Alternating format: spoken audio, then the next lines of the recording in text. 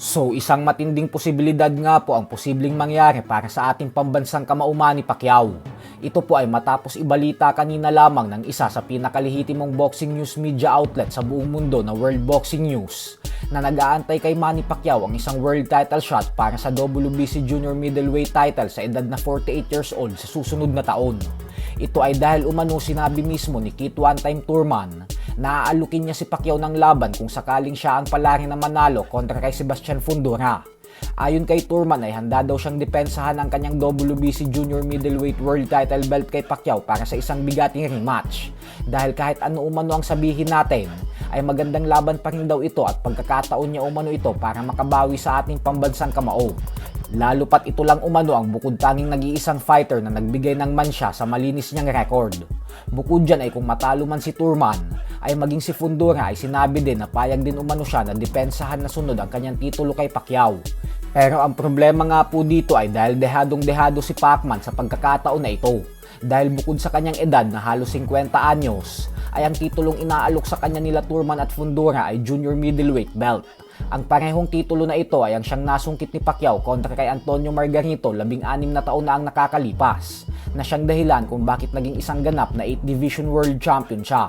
At kung noong 29 anyos pa lamang si Pacquiao ay nagdesisyon na agad itong bitawan ng nasabing titulo dahil masyado daw mabigat para sa kanya ang 154-pound Junior Middleweight Division, kaya mas malabong tanggapin ni Pacman ang alok sa kanya ni Thurman at Fundora ngayon. Bukod dyan ay nakatuon rin ng atensyon ng ating pambansang kamao para sa mega rematch niya laban kay Floyd Mayweather Jr. na siyang nakatakda namang ganapin sa September 19.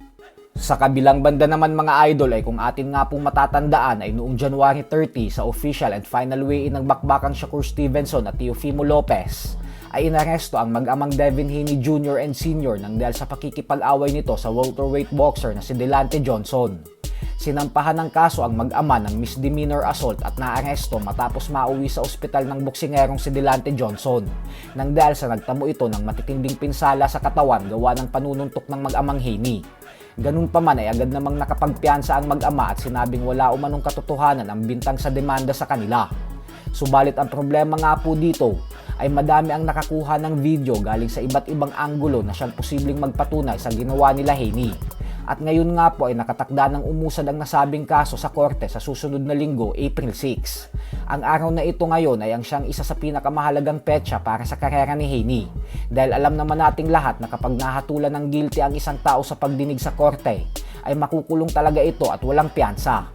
Kaya paniguradong tinatrabaho na ngayon ng mga abogado ni Haney ang lahat upang malusutan ang isang matinding pagsubok na ito na siyang posibleng magpalubog sa kanila kapag napatunayan na nagkasala sila sa batas. So hanggang dito na lang po muna tayo mga idol.